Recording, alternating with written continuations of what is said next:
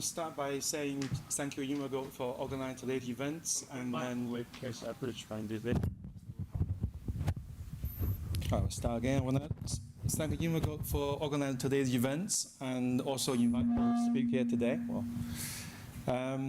Just start with introducing myself. My name is Lei Wang. I'm the principal route engineer for Network Rail. I'm managing a wide range of structural assets like bridges, tunnels. One of the big problems we come across is bridge track management. I'm going to share the bridge track issue from Network Rail's perspective today. So please, Good. Let's start with the definition of the bridge track. When you think about bridge tracks, you probably think about it's probably overhead vehicles, strapped on the low bridges. That's about 98% of the cases. Most of the cases, you can see there's more to it. There could be vehicles hitting the support to the bridges. There could be vehicles hitting the bridge parapet, the bridges over the railways. It's causing lots of debris on the railway span. That's about 2% of the bridge track incidents, but they are every bit as dangerous to us. I got a few statistics just to illustrate the scale of the problems. On average, we have 1,800 bridge tracks every year. That's about 5 strikes on a daily basis, and there's a maximum of 14 strikes on any single day. The bridge tracks cost the industries about 20 million every year in trade delays and also bridge repairs. When people think about the bridge track, you're probably thinking it's just an inconvenience for Network Rail, just a delay minutes. But if there's no significant safety consequences, we wouldn't take that seriously. The next slide, I want to walk you through the precaution we take within Network Rail to managing that safety. So this is probably a typical chain of events. So when the bridge track occurs, quite often we would get a phone number through the instant controls. That could be general public, could be the lorry drivers, could be a witness. That will put you through to the instant control. The instant control will then immediately notify the signaler. The signaler will then immediately going to be implement a thing called operating instruction. So those operating instruction is based on, and then they're going to implement a thing based on the line classification of the bridges, which is determination of how strong or how vulnerable the bridge is. There's normally, we use the traffic light systems, use red, amber, double amber, greens. Red means the bridge is very vulnerable, so when there's a strikes on the bridges, everything stops until a bridge examiner attended sites checking the bridges. If it's amber, double amber, the train can still go, but at a very slow speed. Could be 20 miles per hour, could be 5 miles per hour.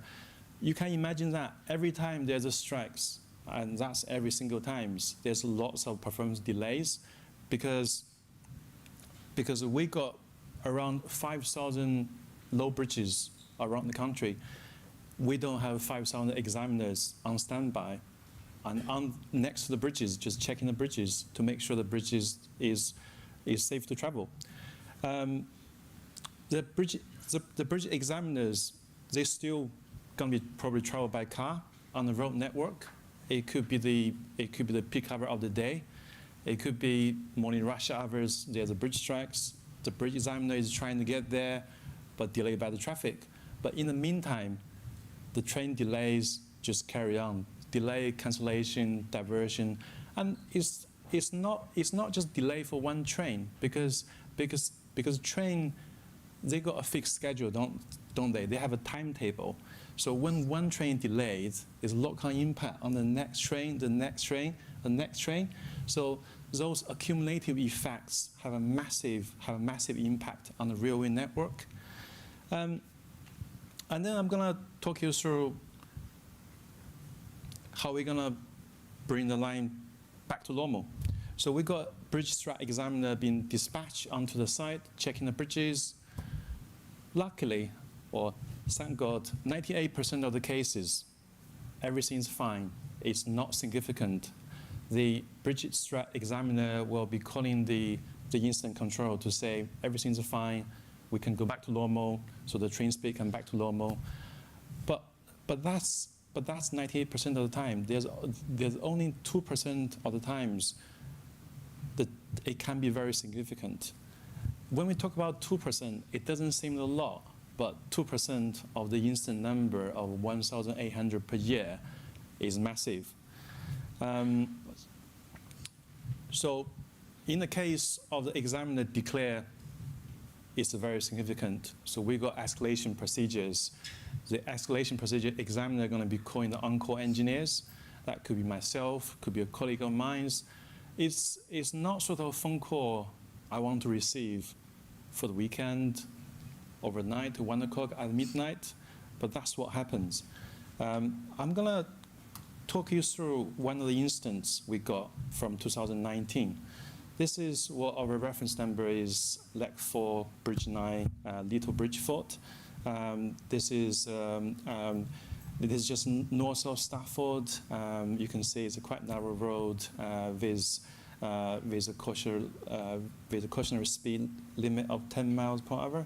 Well, these go out. So what happens? The HGV has hitting the bridge parapet, and then it's causing a large chunk of bricks is oversealing above the railway. So what could happen? There's lots of scenarios. There is a chance that oversealing bricks could be falling onto the track, could be falling onto a 125 miles speed train. You can imagine the consequences. There's also a electrification gantries just next to it as well. So that big chunk of bricks could be falling onto the gantries. Obviously, when the engineer received this phone call, this is massive, because we can't risk people's life running train, don't we? So immediately we applied to speed. We closed the lines for the nearest lines of that damaged bricks, and all the other 3 lines we have to put at the precaution.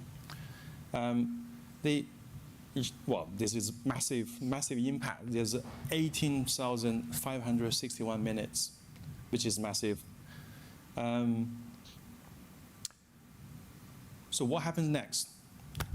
So we have to, so we're normally managing this kind of cases in 2 stages. The first stage is just make sure everything's safe. We make safe. We need to close the road, use a 3-ton excavator from the road levels to get rid of the damaging bricks. Just make sure everything's safe, no debris on the track, no debris on the road. That's the first steps.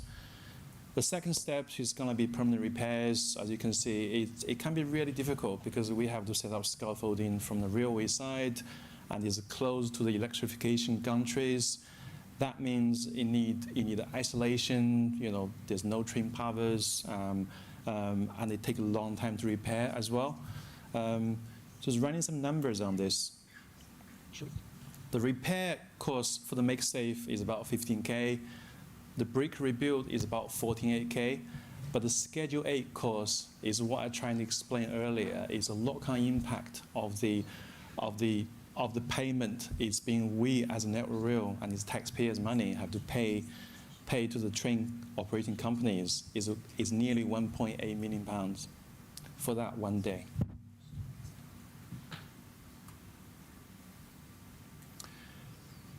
From our perspective, there's 3 things we're concerned about. The first thing is the integrity of the bridge.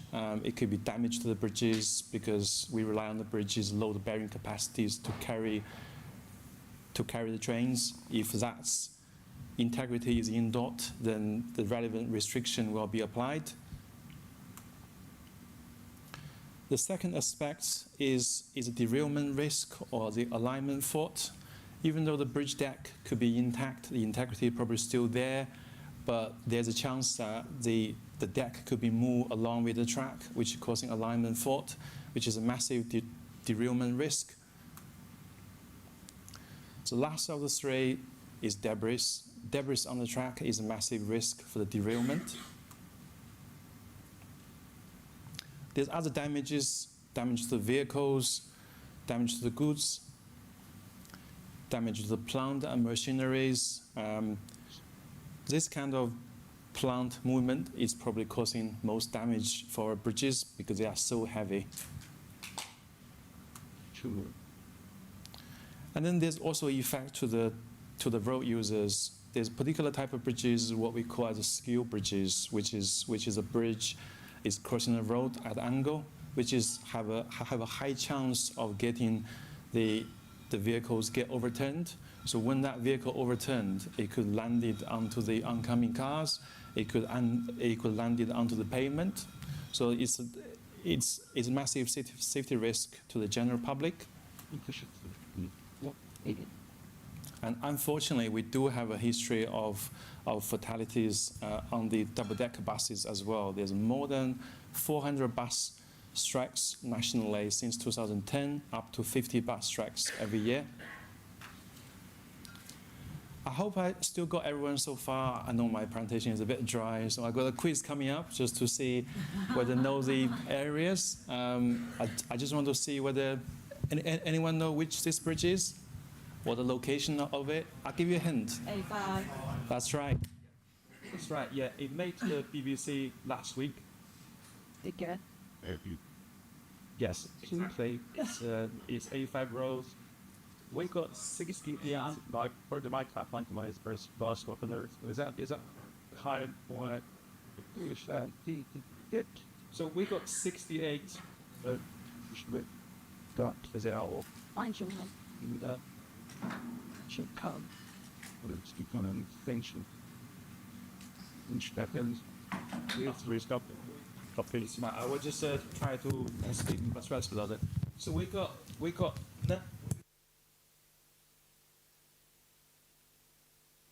Well, I drafted this slides a couple weeks ago, so the number is probably still climbing there. But luckily, the performance impact or the Schedule A cost is not as high. It's a 140K, still a lot.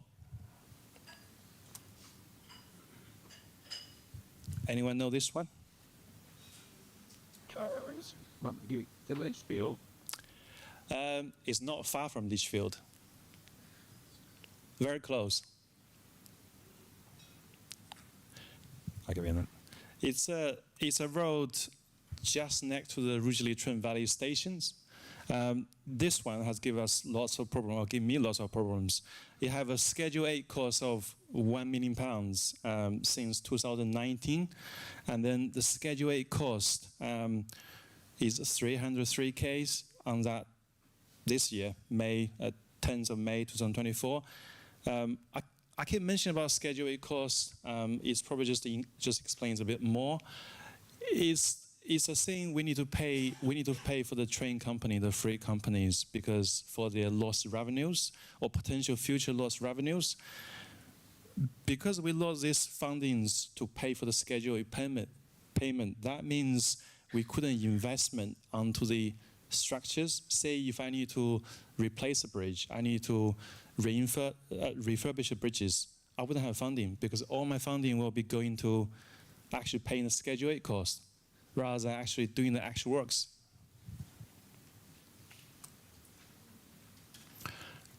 This one? Wait, think it. Yeah, this is in Berkswell, just outside Berkswell station. Again, lots of performance delays, Schedule 8 cost, lots of strikes, 40 strikes since 2019. Yeah.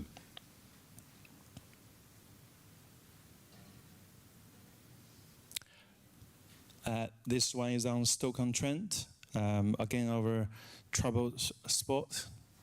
Your favorite bus. Yeah, just a few slides just to share the long-term trends. It looks very promising. The long-term trend is actually the average is 1,800, but this year we're saying it's around 1,500. So it's really promising. We can see the number is actually reducing. The strikes on the underbridges we can see is definitely reducing. But the issue with the overbridges, where we see that if there's a strike on the bridge parapet, the debris could be fall onto the track. This kind of instance is actually picking up. So when the strikes, what kind of vehicle involved in the bridge strikes? It's quite often it's heavy goods vehicle, and then the next is light goods vehicle. And then when this happens, it can happen every season of the year. And unfortunately, it happens more from Monday to Friday. And also, when it happens, it's happened to be the peak hour of the day rather than at night. And that's happened to be the busiest time of the day, which is causing more disruption for the railway and road network. There's a really good piece of work from ISSB is to understanding the leading causes of the underbridge strikes. There's things like driver not knowing the height. There's a poor route plannings. There's long list of things. But the takeaway from that is all those causes is actually preventable. I'm going to just quickly, I think we're running out of times. We're going to quickly talk about the 4 E's of network rails, which is education, engineering, enabling, enforcement. And engineering is probably the things really simple for me, because that's a bit is we can make the bridge stronger, we can replace the bridges. We really start to see the good works, the benefit coming through. Because we make the bridge more robust, the issue like the A5 road, the performance impact is only a fraction of what it used to be. We got the education bits. Obviously, there's different aspects to it. There's various campaigns from Network Rail to trying to educate and trying to engage with the industries. And also, the other important aspect is the training to the driver and then the large vehicle operators. That's a bit we really rely on the industry to actually to get the education, get the training for the train company, for the lorry companies. The enablement is a bit where I think we are in the world of technology. There's lots of technology out there we can utilize and trying to improving the safety, reducing the number of bridge strike, enforcement. There's again is a very broad church. Is from insurance claim to engaging with the DVSA traffic commissioner. From our perspective, we actively trying to claim from the from lorries. From lorries companies, because end of the day we're talking about taxpayers' money. The performance impact, the schedule it costs, and especially is a massive chunk for us. I'll just quickly running through, and then that's it. That's it from me.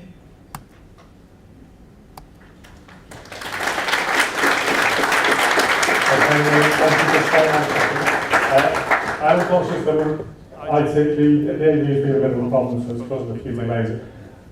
I think if anyone's got any questions for Luke, you can come to me at lunchtime or whatever during the break, so we can lead into the break, that'll be fine. I think just one observation for me from Lee's stats there is when most incidents are happening, is that within October, that was the month where most incidents are happening. It's the dark mornings and the dark nights coming in, and the hour going back, and drivers not being aware of whatever I've found out from my investigations over the years. So thank you, Lee. Thank you.